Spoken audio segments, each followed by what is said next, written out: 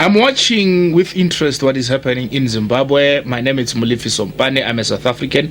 However, you can see from the both leaders' interviews that one of them is really shocked, is really afraid to lose, which is the current president, Emmerson Mnangagwa.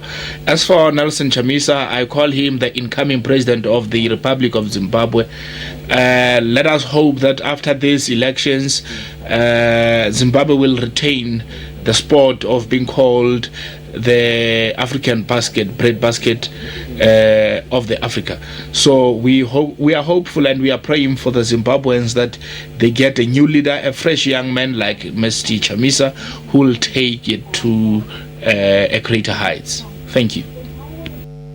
Thank you so much for that voice note. And Tino, that caller raises two important points. They're watching as a South African with keen interest. Yes.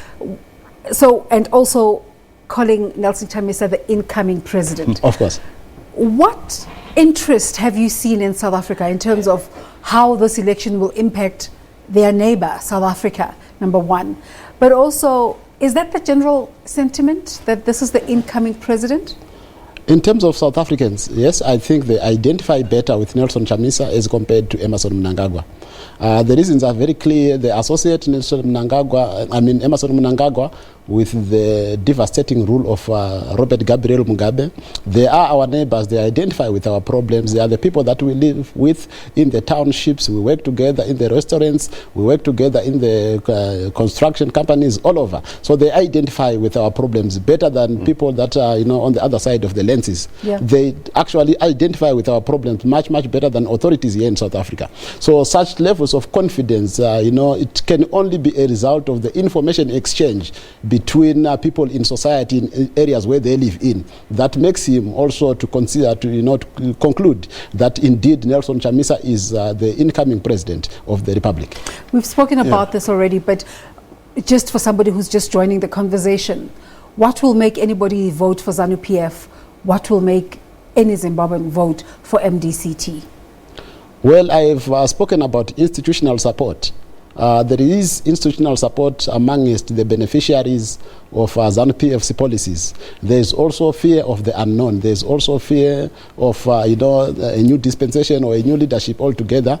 So those people, they are loyal supporters of ZANU-PF. They will continue to vote for ZANU-PF, come what may. But in terms of Nelson Chamisa, it's easy because people are saying even if he's not going to be a good leader, we'll be able to take him out in the next 5 years. But people don't understand whether ZANU-PF will, they've already seen the lineup. It's Emmerson Mnangagwa who will leave to Chiwenga, and Chiwenga, I do not know from there what happens. So people are really, they cannot really figure out a proper future that is associated with ZANU-PF in terms of the people on the other side of the aisle. But as for Chamisa, people are saying, okay, he's new. Tomorrow morning we'll have a new cabinet. We have new permanent secretaries. We have new systems. We have new policies. Is that not a great day? Is that, though, the sentiment on the ground? You seemingly have your finger on the pulse. What are you hearing from back home in terms of the villages, in terms of the urban areas? Where is it going? Does Chamisa have this sewn up? Well, I've spoken to my grandmother as of yesterday. She's in the village. She is worried about, the intimidations and the allegations of somebody being able to see where she has voted for. But change is in the air. People are very confident that this time around, the only way to do it is to vote for change. And I've received WhatsApp messages from my friends back home saying that change is loading. So people are upbeat, and you can also see the voter turnout that we are already seeing, the long queues that we are already seeing in voting areas. Yeah. That is testament only to the people who want a new system, not to maintain what is currently available.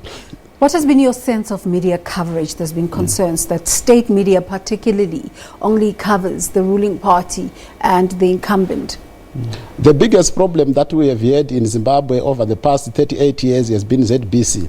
ZBC, which is the Zimbabwe Broadcasting Corporation, is unwilling to give fair coverage to different political players. That has been the mark. So in a 100% slot, they would only give about 10% airtime to the opposition, and the rest of the airtime goes to ZANU-PF. And you have seen also in the national media, the print media, where they have been consistent with such kind of attacks. And however, as much as they will be giving coverage on that particular 10%, they do not speak about the good that is being offered. They look for the weak points, the gaps, then they publicize the gaps to make sure that the candidate is not represented properly. They do not report on the positive. They look for those minor areas that the candidate might slip on, especially with Nelson Chamisa.